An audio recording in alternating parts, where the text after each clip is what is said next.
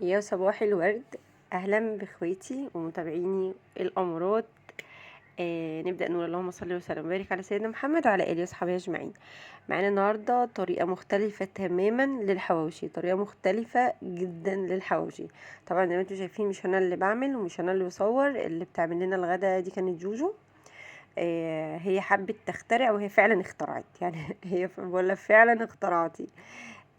طبعا كلنا ستات بيوت او بنوتات امارات بننزل بندخل المطبخ، عارفين ان الحواوشي بتكون باللحمه المفرومه النيه.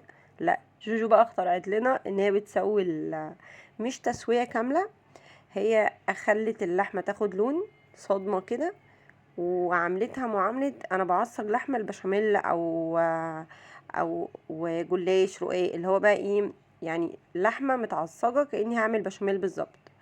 بطريقه سهله، هي بالنسبه لها دي كانت اسرع حاجه واسهل حاجه ممكن تعملها. هي مش طريقه الحواوشي الاعتياديه اللي احنا بنعملها، هي طريقه مختلفه.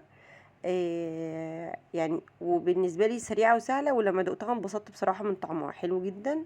وبالنسبه لنا يعني كانت سهله، هي جابت اللحمه ومختلفه طبعا في الطعم اكيد، بس طعمها حلو قوي. يعني انا عجبني ان في الاخر هي عملت حاجه في الاخر طعمها حلو.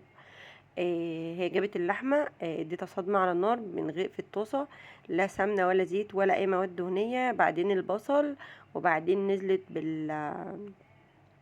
بالبهارات، 7 بهارات، وحطت قرفه وملح وفلفل اسود، وبعدين جابت حطت الطماطم، وبعدين فلفل الالوان وطفت عليها. يعني هي ما ادتش برضو اللحمه تسويه كامله.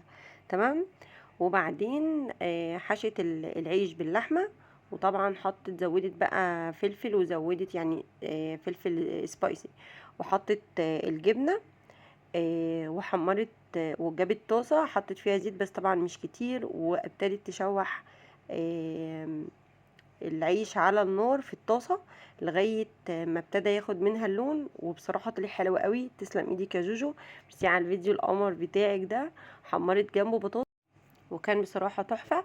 تسلم ايديك يا جوجو، تعيشي وتعملي لنا. لو وصلت معايا لغاية هنا شكرا جدا، دمتم في رعاية الله. متنسوش اللايك والاشتراك في القناة وتفعيل الجرس عشان توصلك كل جديد، وطبعا اللايك القمر والكومنت لجوجو الحلوة. يلا اشوفكم في فيديوهات تانية جديدة. باي باي.